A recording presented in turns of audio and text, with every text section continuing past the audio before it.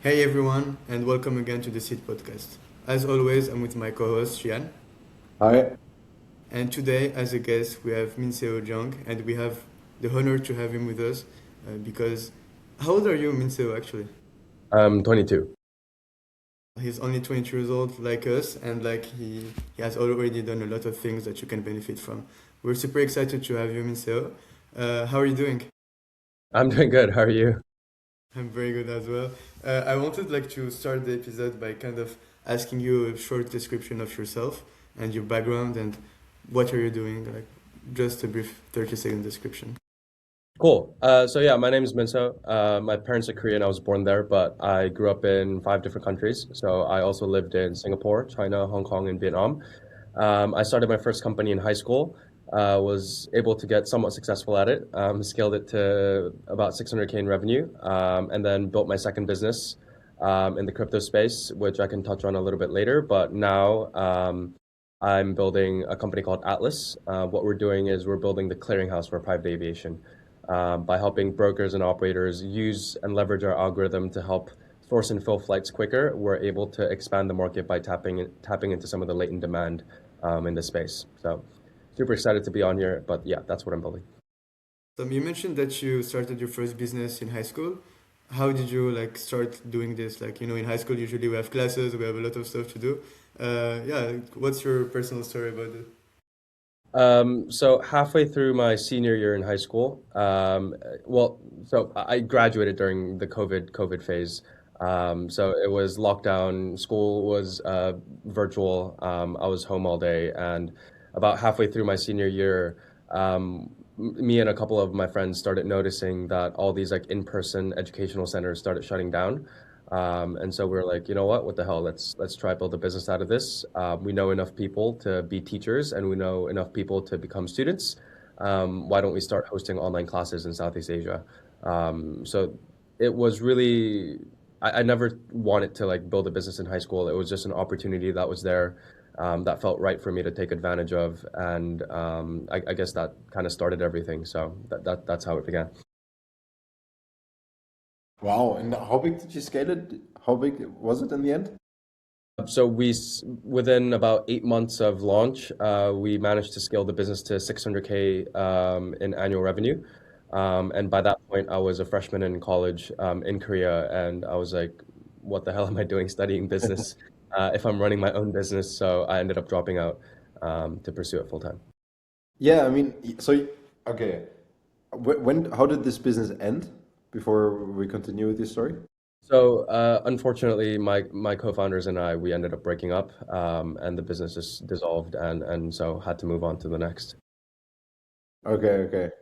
Well, So wait, you mentioned, I mean, so that you dropped out of college, but I mean, if I go to my parents right now and tell them, okay, I'm gonna drop out of college, I'm not sure they're gonna react very well to it.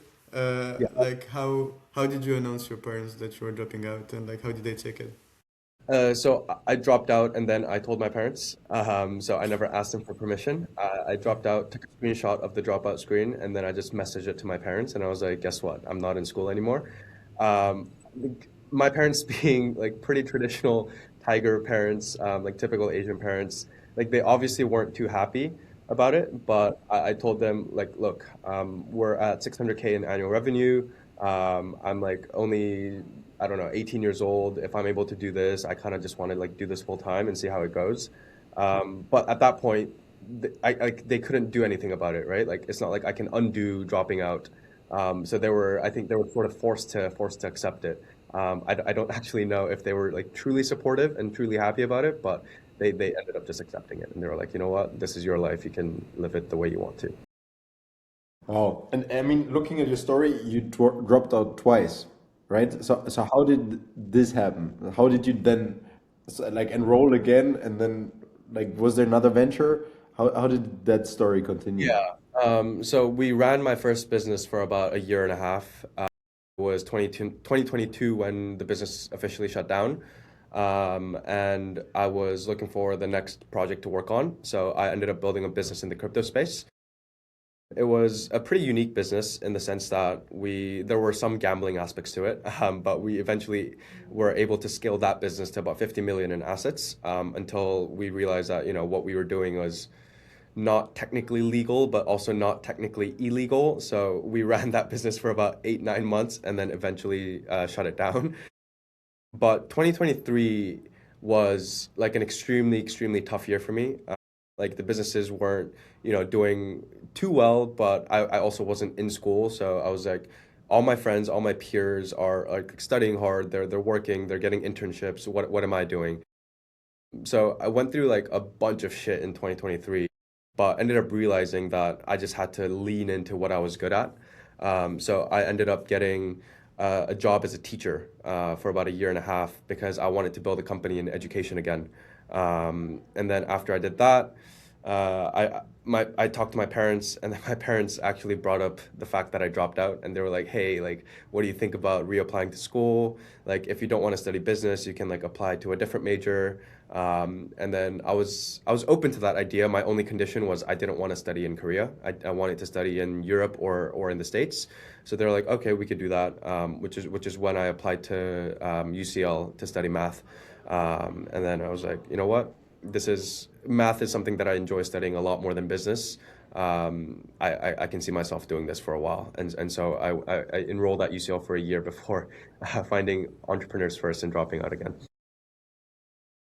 It's very interesting because, like, I mean, having gone through the business education myself, like, I can see what you're talking about in the sense that you learn how to network, you learn a lot of soft skills, but like in terms of contents, it's things that you can learn by doing, and you don't necessarily have to go to college for it.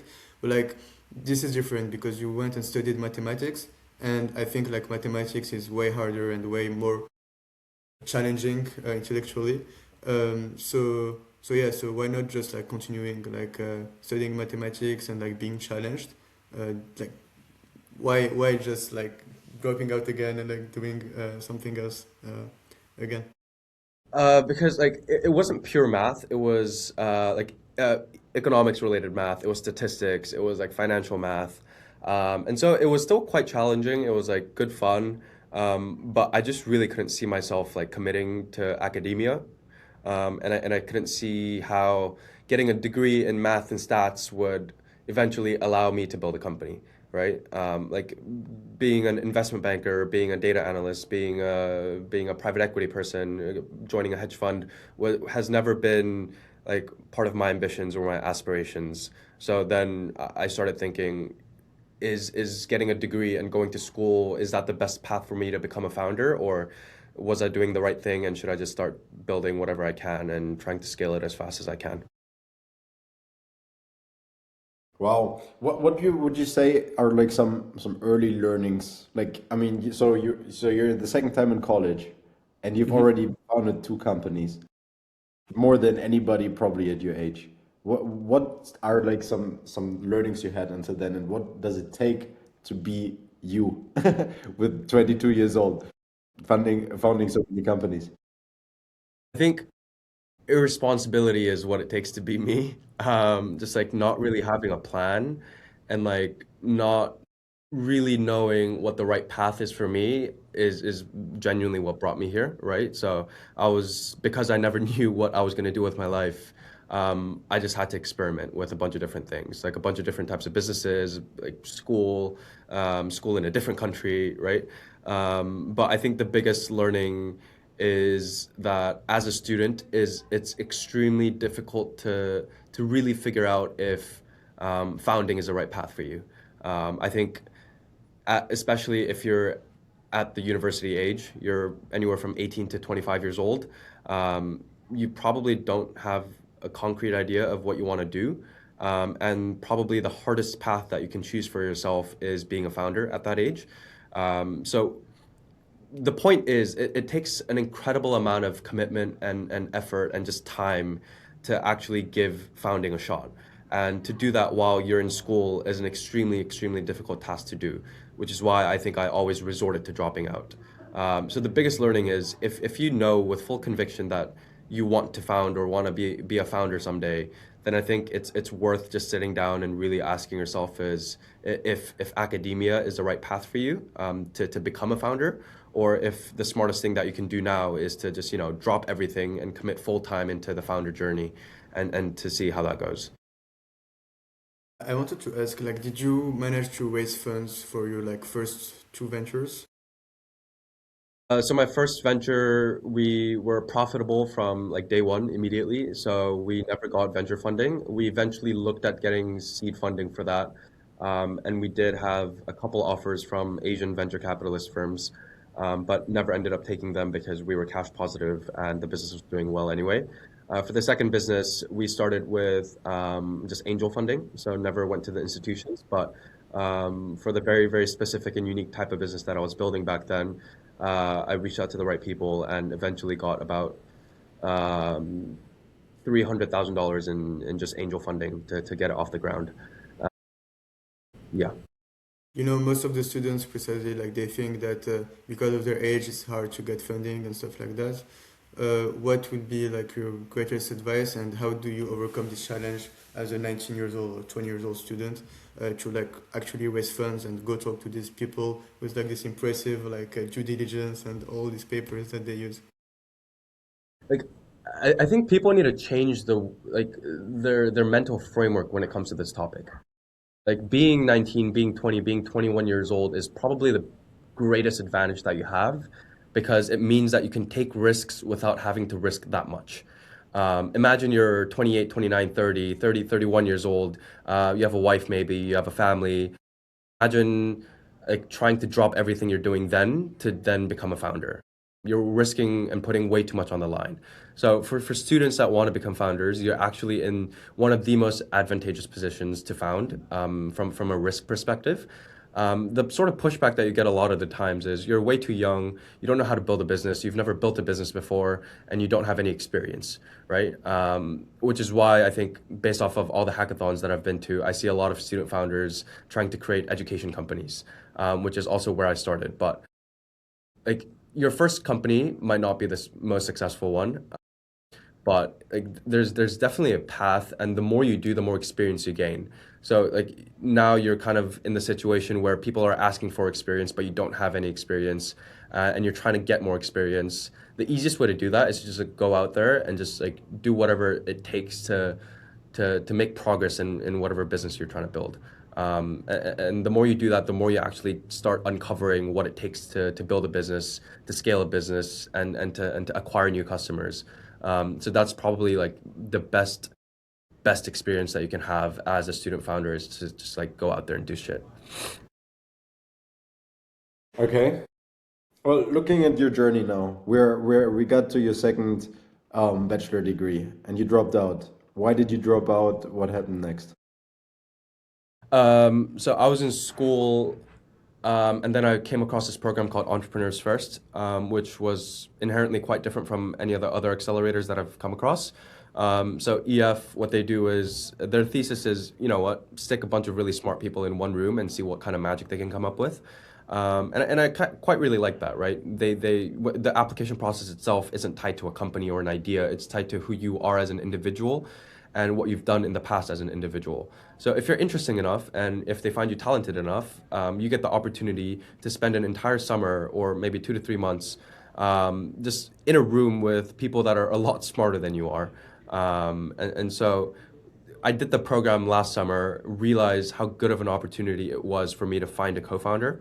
Eventually met my co-founder Hatem through the program, and I like just like never looked back. There was no reason for me to consider school ever again, right? I had a really good co-founder. I had a business idea. I had a business. I had customers, and I was just sprinting to try and get funding for that company, which ended up working out well. So we actually closed our funding round about a month ago, and now I guess the next steps are building out the team, relocating to New York, and just trying to scale as quickly as possible. I'm sorry, I will ask you like again this question, but I'm very interested to know how was your parents' reaction when you told them that you dropped out again from college? So they were a lot happier this time Okay. because first off, they knew that I dropped out once before, so they knew that. no matter what they did or said, they couldn't control what I did. So I think they had just come to terms with that. And this time, what was a little bit different was, um, like I did EF over the summer, and then I actually took a gap year for UCL. So I told my parents, look, if EF works out and this new business works out, I'm going to drop out. If it doesn't, I'll take a year off, figure out what I want to do next, and then go back to school. So they were just happy that I had that backup option in place. And then when I raised money for the company, we just raised our pre-seed round, and I showed them, they were like they were very excited, and they were like, okay, you know what, you can drop out as many times as you want. Asking this question because, like, I mean, myself, if I drop out from college, I don't think that my parents would appreciate it a lot. So yeah. Uh, so out of Entrepreneurs First, you were already like developing Atlas, which is like your new startup right now. Um, how like how did the idea come from? Like, where did the idea come from? And like, how did you test it first? Like, I don't know. Do you have any contacts in the aviation industry? Like, So I was not. So Atlas came to fruition during the program. Before the program, Atlas wasn't a thing, and I didn't have an idea for it. But before joining EF, while I was at UCL, I spent about a year just helping some of my family friends acquire and sell jets, private jets. And so I had about a year's worth of experience where I was working on 5 different jet deals, I think, for the year. So when I came to EF, one of the things they tell you is like, the idea you end up working on eventually needs to connect back to what you've done before, right? Like it's really good and advantageous for you to have an edge in a particular space. And for me, that was either education or private jets. And so that's when I wanted to build in private jets through EF. I think the first version of the idea was how can we use AI to help parse maintenance documents for aircrafts, so that the sales process can, be more streamlined and become smoother. Because when you sell a jet, it comes with about 30 years worth of just physical maintenance paperwork of that jet. And then when the buyer is buying the jet, they want it to be financed. So then you have to coordinate with the banks, and it's just a mess in terms of paperwork. But from that idea, we kept talking to these private jet salespeople, and they were saying it's a really interesting space, but there's not that much volume, right? There's not a lot of deals that happen. It's like if you want something a little bit more fast paced and something more messy, then you need to go to the charter side of private aviation. And so chartering is a concept where you can pay maybe $15,000 to rent a private jet from London to Paris. That's what chartering is. You don't actually have to own the jet. And when I started taking a look at that side of the market, it became very, very clear that it was high volume and extremely, extremely inefficient.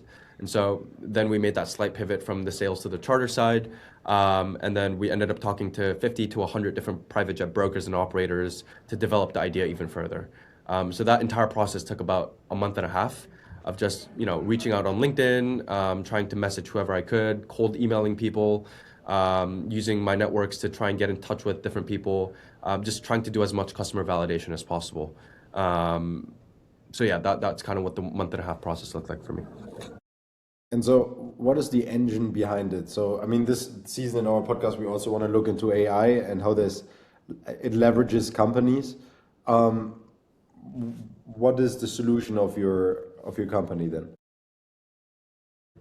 So there's no like easy way to explain this, but I will try my best. So brokers right now, when a client is submitting a request, they have no idea what's happening in the market. They have no idea where the planes are. They have no idea what the plane's next schedule is. And so what they end up doing is they pick up the phone, they start calling operators, and they're like, "Hey, my client wants to go from A to B. Do you have a plane that can go from A to B? What's the pricing on it? Does the plane have enough seats? Does the plane have a seated lav seats? Does it have a bed? How tall is the ceiling?" They'll ask all these questions about the plane because they have no idea what's going on. On the operator side, they have all the planes, but they have no idea where the demand is. So what they end up doing is they just sit there, they get requests for quotes coming in through email, through phone call, and they just sit there writing quotes. For every 20 quotes they write, only one is actually going to convert to a trip. And so you see this massive inefficiency happen on both sides of the market. Right now, there are marketplaces that exist, but the best versions of this marketplace is probably similar to what Craigslist looks like, right? It's static. So you see thousands and thousands of messages for requests and supply.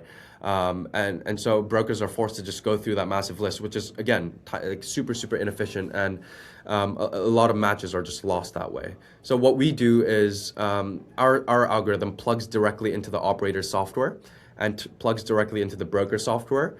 We have constant observability over what's happening to those organizations, so that we holistically know what's happening to all the planes in the U.S., and then we know exactly where and when the clients want to fly. And from there, our AI matching engine takes all the context, takes all the information, and tries to match up trips together while factoring in all the constraints and variables that are involved. It's kind of complex, but I hope that answered your question. Yeah. I So think do it's you very bring interesting. the operator and the clients together, or you're replacing both and you're just doing it the whole end to end? So we're completely B2B. So we help the brokers and the operators find each other, but Okay. the brokers eventually end up managing the client side of things, and the operators manage the fleet side of things. Yeah, it's very interesting, like as an idea and as a concept, and it's a very specific niche. I guess I want to ask you, like when you start with something very niche, um, like this, how do you plan on scaling it afterwards? Is the market big enough, or like I mean I don't really know the aviation market, but it seems to be like a niche. So how do you scale it? So with that was probably the biggest question that I had to answer during the fundraising process and through the ideation phase, which was, is this business venture backable? Is this market big enough for VCs to take interest in it? And so a lot of B2B SaaS companies will take a look at a given workflow, and they'll say, hey, we can capture this small portion of it, which translates to, I don't know, $6 billion a year in potential opportunity in terms of revenue. We didn't have the luxury to do that because our market was much smaller compared to some of the other legacy industries like manufacturing or supply chain or freight forwarding. So we shifted the way we thought a little bit about the market, and we said, if we're successful at what we're doing, what happens to the market, right? And what ends up happening is, right now our initial product tackles one of the biggest inefficiencies in the private jet market, which is the concept of empty legs. 40% of every single private jet flight is flying empty at any given moment, which means as a retail client, every time you're traveling private, you're paying double to triple what you're supposed to be paying, right? And so using our algorithm, if we can help connect clients to planes at a fraction of the time, we eventually get rid of the massive issues of empty legs, and we end up dropping the average ticket price of traveling private by half. And once you drop the ticket prices by half, you create an overlap with the commercial market. Right now, there's $400 billion being spent on first and business class flights every single year. And if we can bring private jet travel to a comparable class compared to first class travel, then you're bringing an additional $400 billion of demand into the market. So that's how we kind of had to phrase it. One question that comes into my mind right now is you're 22 years old, you work in the private jet industry. So you fly private? No, not at Okay. all. Not there Still way yet. too expensive for me. Yeah. Okay, okay. Fair enough. There's another question that like we talked about with one of our previous guests. It's like the regulation to be able to go to the US. I wanted to know like kind of how does it impact you, because I know that like you mentioned that your market is mainly in the US. So yeah, and you want to go there. So, yeah, how does the regulation is impacting you, especially with the Trump administration changing a lot of things, and yeah, especially about immigration and everything. So. Um, as a founder, you're most likely going to go for the O1 visa, which is the extraordinary talent visa, which is completely merit based. And even when, geopolitical situations aren't looking the best, O1 visa applications are still getting processed and still getting approved. So I'm not too worried about it. I think like if there's a path for me to get into the States, then amazing, I'll be there. But if worst case scenario, the US doesn't allow me to build a company there, then I'm gonna build it in Europe, right? Like the physical location in which I built the company doesn't, play too big of a role because I can still sell to American clients while being in London. It's just much easier if I'm there in person. But yeah, does that answer your question? Where are your main clients right now based? So in London or Um, everybody? No, they're all in the US right now. Okay. Right, so that's your main market. Yeah, I wanted to ask you, still related to your experience, but I've noticed that you have very good public speaking skills. I mean, first of all, for a student that is like introvert, shy, how would you advise him to like maybe train on himself or like, I don't know, like, do you have any advice to give him to like be a better public speaker? Like the more you do, the better you get at it. Right. So like I wouldn't say I'm like good at public speaking in any way. There's so many other people that I look at and I'm like, wow, that person is really good at talking. But I think the one thing that did help me was teaching. So when you're interacting with students, you're just forced to break down complicated concepts as simple as possible, right? And that sort of framework works really well when you're trying to explain a business or explain a product to a customer. You just break it down, you dumb it down for them, and you just make it extremely easy for them to understand. But at the end of the day, I think a lot of people that struggle with public speaking, it's more of a mental barrier. They get nervous, they get anxious. I just tell myself, you know what? Like these people are here to listen to me. They're here for a reason because I've done something that they want to do, and so like they want to listen to me. So you know what? Let's just go out there and just like talk as much as possible, provide as much help as possible. That might not work for everyone, but I just think, you know, just get out there, start with a small crowd, eventually start speaking in front of bigger crowds, and you just get really, really used to it. Cool. Yeah, towards the end of our podcast, we usually have a section where we ask you three quick questions and you give us an answer as short as possible. So, what is the best resource for you to learn about startups? How do you inform yourself? LinkedIn, Yeah? 100% LinkedIn. You see all the like new stories and like funding rounds for different companies, so you just get like a snapshot of what's happening into the market, and it's just fun scrolling through LinkedIn. Okay. What is one founder you admire? Um, Charles Jolly. He's one of my advisors, but he's built. He has a very similar story. He dropped out, went to school a little bit late, built a bunch of businesses, but he ended up building five different businesses. Sold two of them to Apple and one of them to Meta, and now he's like he has a wife, he's got kids, but he's still building businesses. It's the same thing he's been doing since he was 18, 19, 20 years old. So I just admire that about him. Okay.